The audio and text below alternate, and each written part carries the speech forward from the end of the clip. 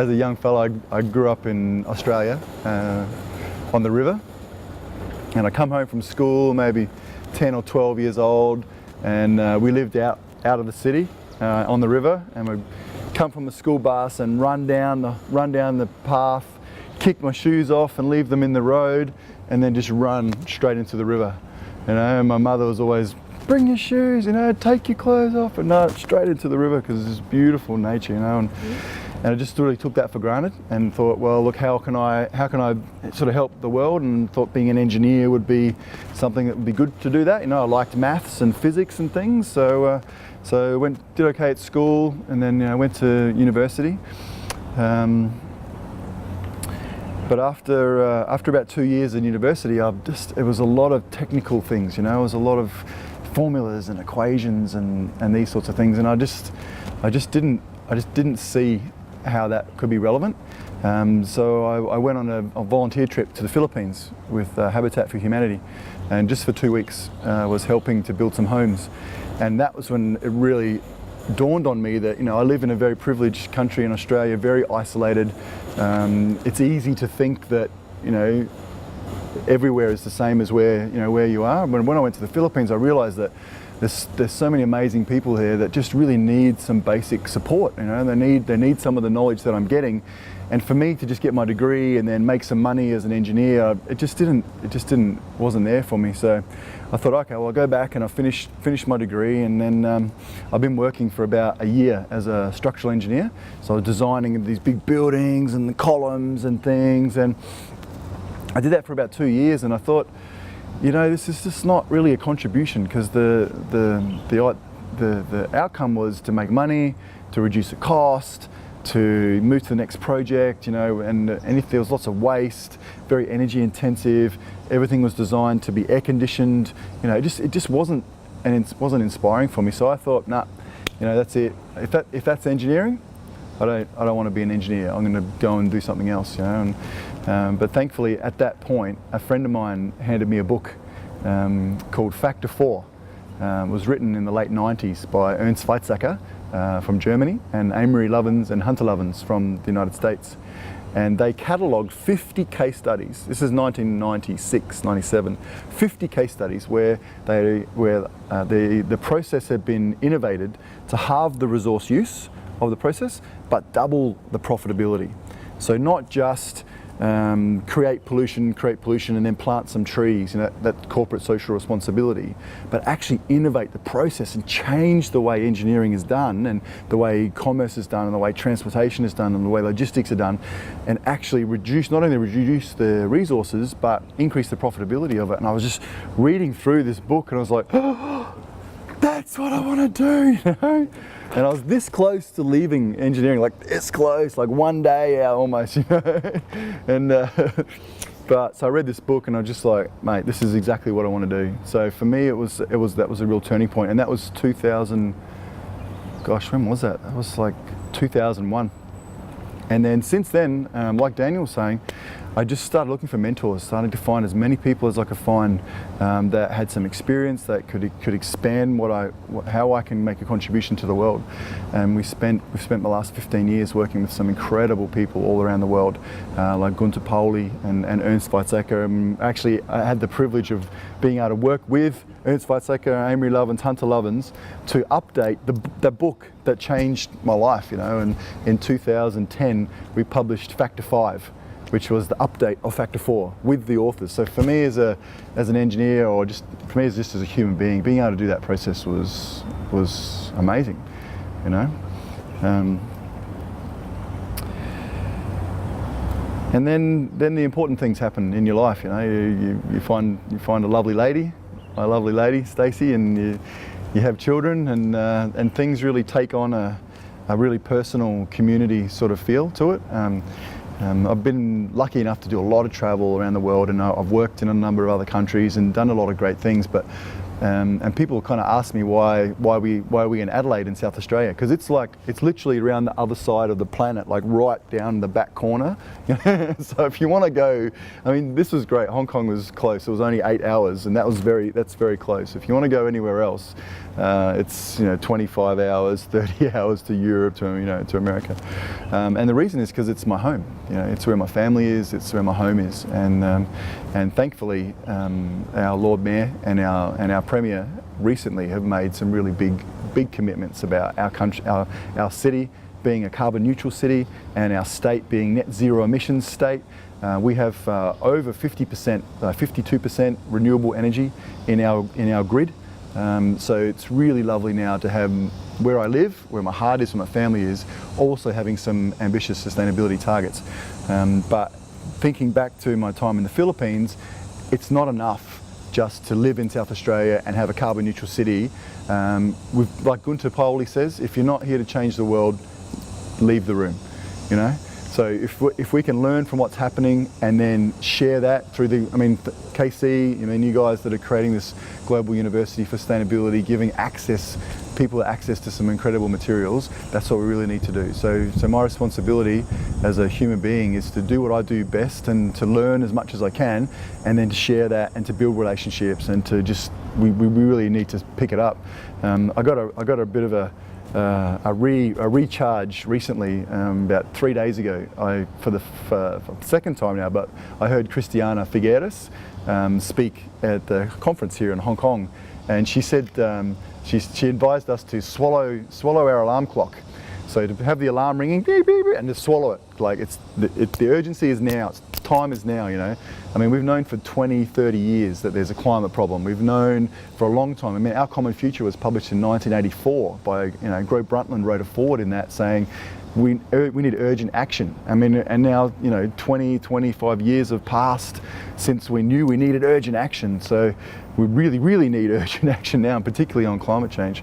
So I'm just starting to think about how each of us can have our home lives and have our family lives, with our kids and the things that nourish us as human beings, but make a contribution to the world, like make a contribution that sees us change the way things are. And working with people, for me, it's the best part of that is working with the people. Like the people that you met some incredible people through Blue Economy Living Universities. There's been 2 so far, and the people that come from all over the world that are working really passionately in their country to change things, and then are just always willing, like Daniel was saying before, always willing to share, always willing to mentor, always willing to sit down and spend the time and just talk about what's going on and talk about how things can be moved forward. And I think that, for me, that's the coolest part about sustainability, is because it's kind of in your heart, and everybody has a place. So my team and I play a bit of a game, and we're talking to someone and they're like, oh, I don't do environmental. And we think, well, by the end of this conversation, we're going to make the connection between what they do and sustainability, and we're going to connect the two together.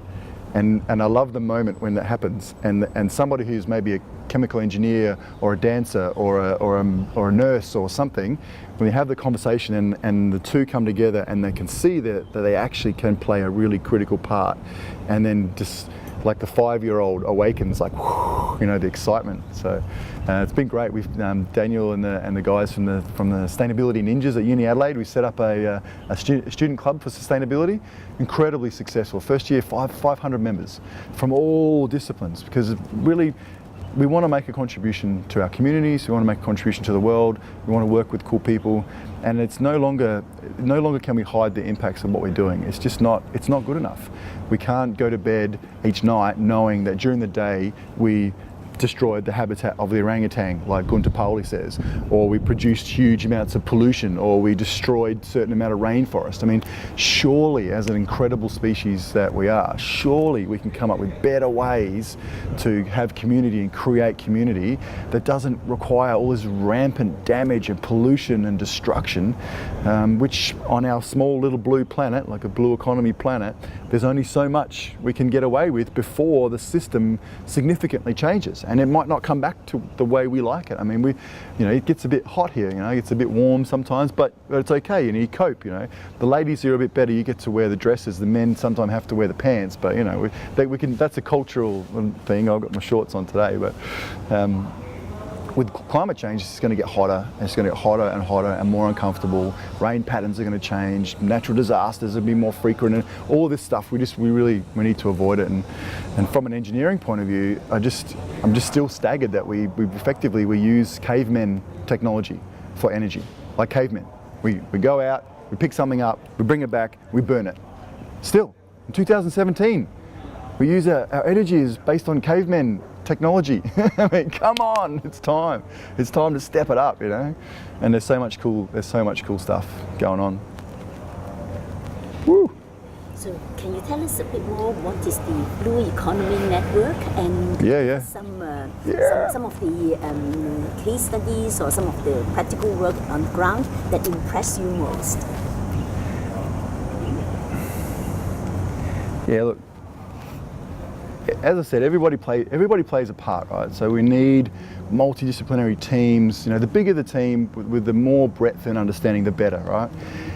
And then sometimes, like every now and then, you come across one individual that is just almost like they're from a different species. Like they're just so inspirational, so dedicated, so authentic, just impossible not to make a change in the world, like that affects everything, and for me, I've met a number of them, and recently I met one named Gunther Poly, who before then I'd kind of heard a little bit about, but until I sat and spoke to him in person, I just had no idea how incredible this man was. I mean, he's a young Belgian entrepreneur, and he's like, yeah, let's do some great things. And they set up a biodegradable soap factory in Europe, and they were getting all the green awards, and they had the rooftop garden, all this, and he thought that was going really well. And then he tells the story. He says that the Indonesian government, which was supplying the palm oil, said, well, why don't you come to Indonesia and we can celebrate all of the economic development that you're creating for Indonesia. So he flew there, and he hadn't really thought about it before because it's a long way away. So he flew there, and they took him to the plantations where they're growing the palm oil, and right next to the plantation is the forest, like the rainforest where the orangutan lives. And he literally saw that beautiful forest being destroyed so that they could plant rows of palm oil so that they could sell to his factory. And he was tears. He was just absolutely disgusted by that impact. And literally, I mean, I don't know many people who wouldn't, because they had the green certification. He could have got away with it. He could have just said, oh, okay, green certified, I'll go back to Europe and keep, but he just couldn't. It was right in his heart. He's like, I as a human being, I cannot do it. And there was a lot of profit. Like, he was making a lot of money, right? And he said, no, that's it. I'm going to give all that up. I cannot do that. I'm going to set my mind on how do we do things differently? How do we do things differently that affect the local community? How do we keep the money and the opportunity turning around in the local community? So rather than, say, in Colombia, rather than growing palm oil and selling it to America, so all of the money, most of the money goes to the industrial agri-forest. Paolo Lagari, one of Gunther's mentors, said, well, let's replant our denuded savanna. I mean, we had beautiful forests here before the Spaniards came and cut everything down, and now it does nothing. So he's coming in and replanting through some amazing techniques using fungus and to change the pH of the soil. Some really, really exciting things. But the thing that hit me about it was it truly was a local economic development solution. It wasn't about making money. So they were able to create cash flow from the trees, from the sap of the trees, creates turpentine, which you can create biofuels out of, you can create paint additives. And instead of increasing production, once there was an opportunity to sell, they said, well, look, let's produce enough that the paint additives that we sell, which at the moment Colombia is importing from China, so all of the energy, all on the boat, let's stop the import from outside of our community and produce it ourselves. And the money that they make from that pays for all the jobs and all of the activity, so that the second product from the trees can be a biodiesel that fuels all of the plants, all of the tractors and the cars and the bikes in the factory. Now, they could increase production and make more money, but they stopped at the point where it suits what the community needs, you know? Like so for me, that it's one thing to read case studies, you know, you look at a case study and you read it, but it's another thing to walk around in it. So we had the opportunity through Gunther and his team at ZERI, the Zero Emissions Research Institute based in Japan, now created a full immersion experience called the Blue Economy Living University. So instead of looking at a PowerPoint, and Gunther has some really great PowerPoints, so look up Gunther Poly, you get the opportunity to go. So we actually went to Las Gaviotas and we walked in the forest, and we went to the turpentine factory, and we went to a building that before the forest was there was a hospital designed purely to deal with the fact that children, 1 in 4 of the children in the local villages had severe gastrointestinal disease from the lack of filtered water and the toxicity of the water. And then once this forest had been generated, I mean, it took 15 years, it's not an overnight thing, but once this amazing forest, once the pine trees had formed and the pH of the soil was changed, as Paolo explains, it's amazing, like it was once a rainforest, right? So there's all these seeds in the soil and the earth, and then once it got a bit of moisture and it was the right conditions, all of this extra beautiful nature just started growing to the point now where you have to look, it's very difficult to find the pine tree, you know, because all of this rainforest is just grown up around it. It's a beautiful thing. So now the water gets filtered so much that they closed the hospital. Like they didn't need the hospital, and then they used the hospital, which was bioclimatically designed, so it was designed to function as a hospital with the right humidity levels. This is in Colombia, right? It's very humid. Right humidity levels and temperature without air conditioning by using bioclimatic design. So that's another really cool area. But so they took that building and turned it into a bottling plant for the water coming through the forest. It was so clean, right? So, and again, the local economic development scale was the focus. It was about using what was there locally available to generate revenue to support the local community. Because then if everybody does that and it all starts to link in, we can start to spread that approach rather than having this industrial model where we make something way over there and we sell it to everybody, and then all the money, most of the money goes back over there, and then we're kind of struggling here. So what they said was, let's make enough water to sell to the hotels in Bogota. And they make the water bottle, it's like a Lego block. You have a Lego block?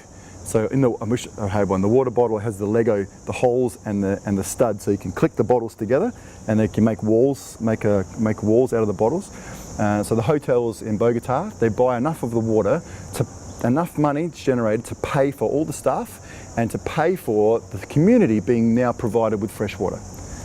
So again, so the trees provide the paint additive, which gives the energy for the community, and the forest filters the water and sell just enough to enable the community to have water. So, and each location has its own story, and there's many more stories of this. There's lots. Look up. We'll get Gunther to explain some more, and there's lots of really cool things to look at. But the key thing that the sort of authenticity for me was that in each of the cases, so when Gunther had a choice, I can accept the green label, and I can go back, and don't have to change, and I can keep making money, and I'll keep being called the green business leader, or I can do something that's authentic from my heart. I can ignore the orangutans, or I can do something authentic. And in that moment, he decided, that's it. I'm going to do something that I can be proud of that makes a difference in the world. So I aspire to that. So whenever I feel a little bit comfortable,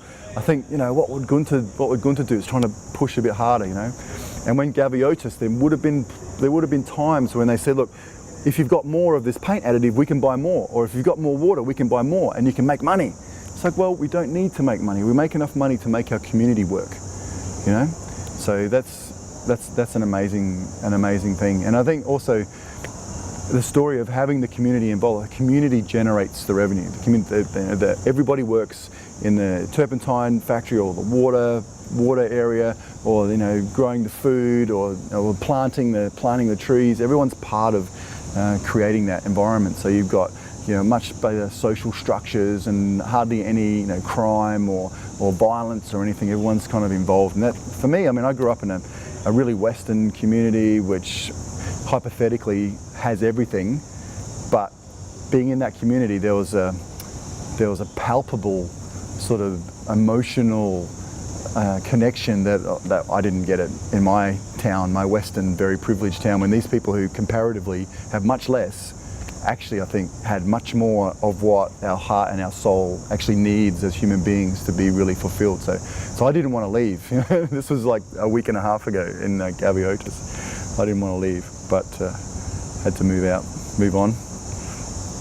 Well, the problem about so-called human nature, or actually in the modern context, is the problem of greed. So how could you persuade a whole community that is enough, and we only need that much, and for the rest we conserve for future generations, we conserve for other species in nature, but we are not going to make more money than what is so-called enough. So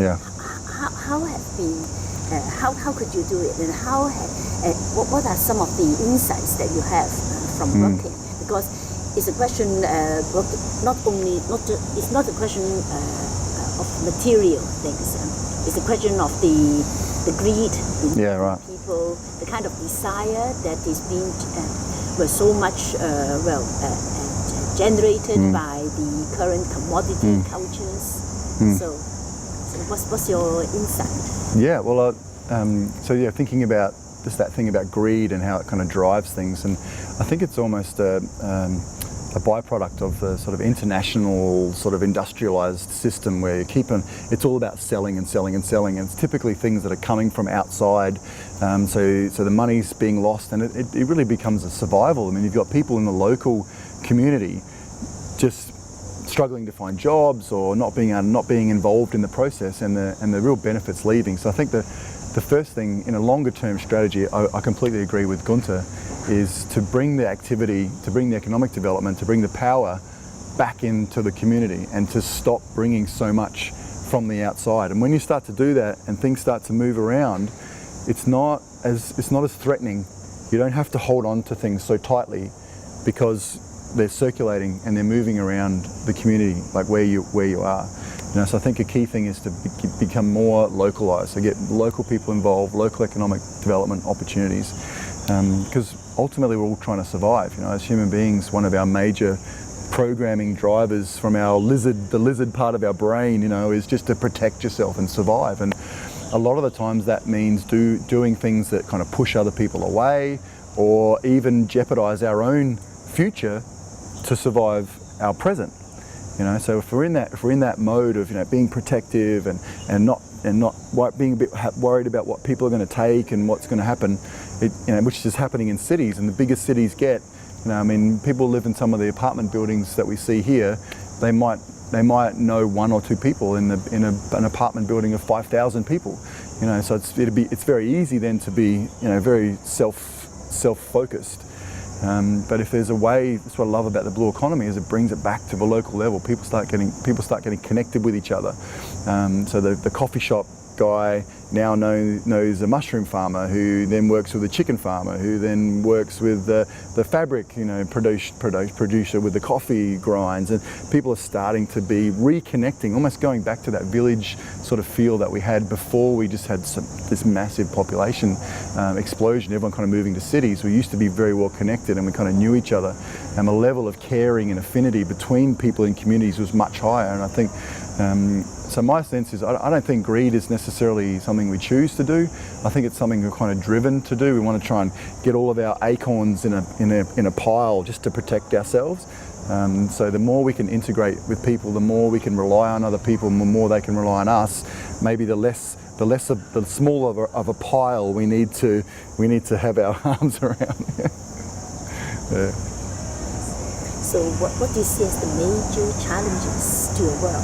For example, does the university support your work, or do you think you're going on the wrong way?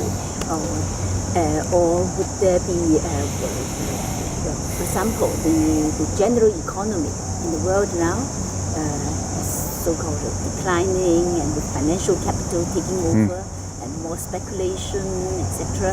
So in terms of your work, so what would you find to be some of the major challenges? Yeah, I actually thinking of the question of what are some of the challenges. I think we've reached the tipping point last year in energy. So for the last, like I said, the last 10, 20, 30 years, we've known there's a problem. We've known we have to do something. We've known a lot of the solutions. So we started off firstly by feeling the social impacts, like child labour and low wages. We're feeling that sort of impact of the market economy. And then we're starting to see the environmental impacts, like the pollution, like the coal plants putting mercury into rivers that are affecting children's brains. Like starting to see the environmental impact and a bit of the social impact. But I know ideally, if we were a little bit better attuned, we might have started to react then, but we kind of waited now until the economic impact. So the last 2 or 3 years, the economics of not responding particularly to climate change, it's flipped. It's going to be it's far more expensive not to react and not to act in that area, and there's so many more business opportunities. I mean, as you've seen, some of the political leaders in some of the larger countries on our planet are making decisions which they think are in the best interest of their industries to kind of withdraw from climate change commitments and do those sorts of things, but almost immediately the large corporate interests are coming back and saying, well, actually, we think it's in our best interest. It reduces our resource consumption, it reduces our pollution, it reduces our impact on communities, it enables us to create cleaner, better products that our customers are going to demand. So I think now that the economics of it has shifted, that we're going to see a massive shift in the next 10 or 15 years. So I've been working for about 15 years with an amazing team, with an amazing set of mentors, just kind of waiting and learning as much as I can, and waiting and learning and waiting and learning. And now is the time. So like I said, our city has a carbon neutral Adelaide target. Our university, because our university, like a lot of universities in Australia, we don't necessarily have sustainability research centres, but the interest now is obvious because it's an economic development agenda which relies on environmental and social outcomes rather than has to offset them or put up with them. It's actually the way to get economic development now in the future is to build off of the strong environmental performance, like in Gabiotis with the forest, and the strong social performance. They're the things that provide that longer term economic development. And we're seeing it in the investment market. You mentioned the financial markets. We're seeing a massive switch away from investments in fossil fuels. I don't think anybody really thinks that fossil fuels are a long-term investment. I mean, we've all got money maybe in superannuation, or we put money away for our children. Like we've got a school fund for our little kids. I've got a 4-year-old little boy named Tyson who's just gorgeous, and Gracie's 6 years old. And we want them to have an education, so we start putting money away, and that money gets invested somewhere. But we don't think it's going to be in fossil fuels in the future. So we're seeing divestment. We're seeing like people selling off fossil fuel investments, and then thinking, well, where can we put that money where we get the 2 to 3 to 4 decade, like a superannuation, the longer term payoffs, and things that produce pollution, things that require resources from a long way away, or whether it's coal or steel or whatever. Those sorts of things are getting less and less and less and less economic, and starting to look for things like green bonds. I mean, just in the last 2 years, green bonds is $5 trillion worth of bonds related to climate or green bonds. And they basically say, all we're going to do is use that money for things that have a long-term potential. There's a low pollution, low resource use. It's in harmony with the environment. It's connected in with the community, delivering multiple benefits to the community. So the finance sector is shifting really quickly too. They're like, well, where are these investments? How do we set these mechanisms up? How do we work that? The engineering community is thinking, well, how do we redesign this? And the architectural community is thinking, well, how do we merge this in with the engineering? And then the social scientists are like, well, how do we involve community properly? How do we deal with gender issues? How do we deal with corruption issues? So it's kind of spinning the chessboard, and all the disciplines are starting to rethink how. Unfortunately, it's come really only because of the economic imperative. It would have been great if we had started, with more sort of a precautionary approach, maybe 15, 20 years ago, because I think there'll be some impacts that we could have avoided, some environmental impacts and social impacts we really could have avoided, but there's no point looking back. I mean, there's no point looking at the past, and there's no point letting the past influence your future either. I mean, you can feel bad about what's happened in the past. You can blame politicians, you can blame this person, you can blame this, you can blame that, and you can live in a whole world of blame and then achieve nothing. Right? Or you can say, well, that's happened and there's some impacts. Let's all get together and deal with those impacts and create impacts that we're proud of. Like, why would we want to reduce our ecological footprint? Like a reduce. No one's excited by that. Bill McDonough, when I first met Bill McDonough. Do you know Bill McDonough from Cradle to Cradle? Amazing, inspiring man. And he said, and Michael Braungart, the green chemist, they worked together. And he said, look, we don't want to reduce things. We want an explosion of footprint. We want a positive eco footprint. We want everything we do to give positive values. And the example he mentioned, this is going back now, it's like 15 years ago. He said we were commissioned by a government in the United States to deal with roadside rubbish. So people in America driving along the freeway and maybe a McDonald's or Pepsi and out the window. And they said, well, look, we can try a behaviour change program, we can do fines, these sorts of things, or we can say, well, that's the behaviour. How can we turn that into something that's going to flourish? So they literally created a plastic and also some containers that were biodegradable. This is a long time ago, right, before biodegradable was pretty normal. But what they also did was they embedded into those products seeds of the native vegetation.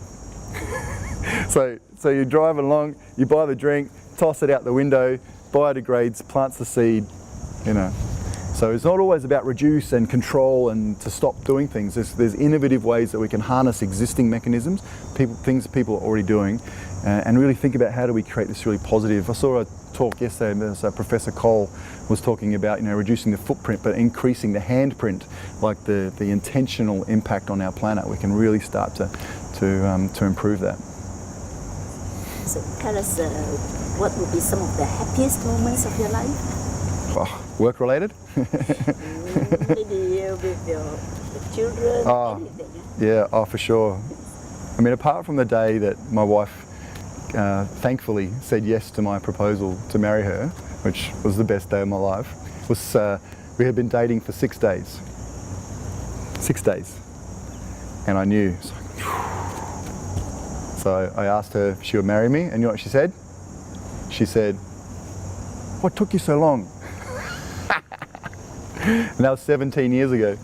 But the 2 best weeks of my life was when my children were born in the hospital. So normally the dads they come and visit during the day and they go home, but I'm like, I need to stay. So I talked to the nurses and made friends, and they found a mattress and put the mattress in so I could sleep the whole time. And just having the family come through, like when both our kids were born, we had like 20 or 30 people in the hospital all coming and visiting.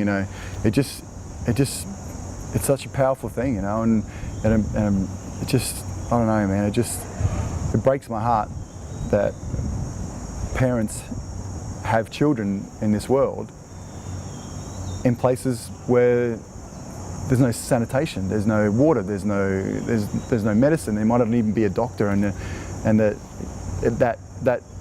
on more times than not, it's actually a devastating experience because they just don't have access to basic primary services or healthcare services or clean water for their babies or access to food and stuff.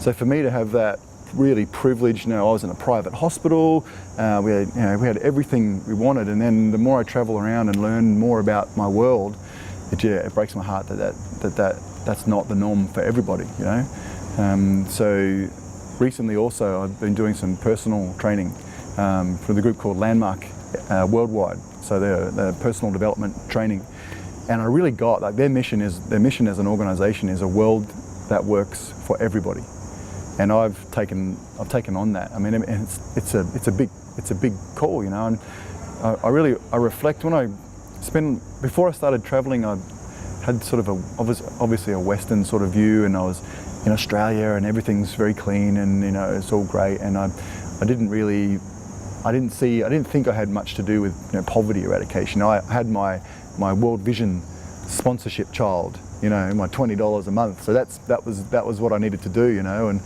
But the more I just get out in the world and travel around the world, I just think coming from such a privileged area and being able to be so well educated and to have the opportunity to travel and to be able to share, it's imperative that we just get out as much as we can and to support everyone who's working hard, which is why I love the work you guys are doing, your 1,000 women's stories. I want to share those stories and capture those stories and just any way we can empower the whole world. I mean, it's no good just to do a little bit in your local community when so many people are in tragic situations and in chronic poverty is just something that just shouldn't be allowed to exist. So happiest moment of my life was also a reminder that it's not something that everybody has access to. It's not something that even the majority of people have access to, and that in my lifetime that has to change.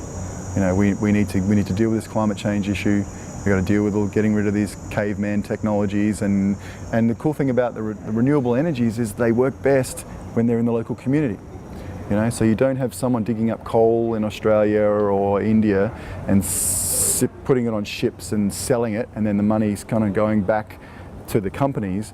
You have someone in the local community with solar panels on the roof, or a micro turbine, or a geothermal plant, and it's in the community. So the revenue's being raised in the community, and the person who sells you the energy goes and buys the bread, and then maybe buys some shiitake mushrooms that have been grown on the coffee from the cafe, and the money's starting to move around. So I'm seeing it shift in a really positive direction. If we can keep it at that community level, the goal is it's got to be at the community level. It's got to harness whatever's there. I mean, people say renewable energy is not good enough because, you know, during nighttime the PV doesn't post, the photovoltaics don't work at nighttime. It's like, well, fair enough, but they're not the only form. If you have a portfolio of things, I mean, the wind and the geothermal and the biomass where it's appropriate, and each of those is based on the local community. And if it can be done in a way like in El Hierro, another blue economy. I mean, I've only really gotten to know blue economy in the last 18 months, and before that I just knew I needed to be in sustainability. We needed to cut the pollution. We needed to do something about this. But it wasn't until I got the blue economy perspective that it's about the people, and it's about the people in each location that's very specific to that location. So I'm again privileged. I think I'm going to spend the next 50 years moving around the world, working with teams and communities, and just seeing things thriving, which is amazing. And if I can contribute, and my team can contribute to parents being able to experience what was the most amazing moments of my life, which really everyone should have access to, because there's clean water, there's energy. Like the energy that is being produced isn't polluting your water, isn't polluting your forest. You're not, all of these things that we're doing that are just unnecessary. Unnecessary is the answer. I mean, all this pollution, all this resource consumption is unnecessary. There are other ways to do it, and it's profitable. It will be profitable. So those that are making money from the old, if you're listening to this, switch over to the new, because it's going to happen anyway. Either your competition are going to switch over, or you're going to switch over. So you may as well just switch over. And there's a lot of really great people around that can help you to do that. One of the many things that has stuck with me listening to Gunther Poly's work is if you're just teaching the next generation what you know, then they're not going to be able to do anything different. So I've just had the real pleasure of working with students at my university. So I started teaching, and I started seeing in each of my classes there was just a couple that just had a real passion and a real authentic sort of need to make a contribution, which I think every single human being has. And somewhere along the line we talk ourselves out of being confident. We think, oh, I couldn't contribute to that, oh, I couldn't do that. We make ourselves smaller and smaller and smaller. So what I try and do with my students is say, well, stop believing that. Everybody can be excited about their life and their contribution, and try to instill that in them. And then I have the pleasure of being able to work with a group called the Sustainability Ninjas. And two of the senior guys are here with me in Hong Kong, coming to the conference, hearing people like Christiana Figueres give an incredibly empowering keynote that I know if I had have heard as a third year mechanical engineering student, would have just completely blew my mind. So I think it's important for us, not like Gunther says, like he works with the children. It's important for us to be working and to be enjoying our work, but we've got to really cultivate a sharing in that. And like you guys setting up the global university on sustainability, being able to really share that, and like stepping back from the practice to make sure you can share what's happening. It really gives you a recharge. Having young guys around, young guys and girls around that have got a bit of energy, and when us old fellas, we're like, oh, feeling a bit tired, but they're like, nah, come on, let's go, let's do a bit more work or do a bit of extra things. So it helps with the energy and yeah, just great guys to work with.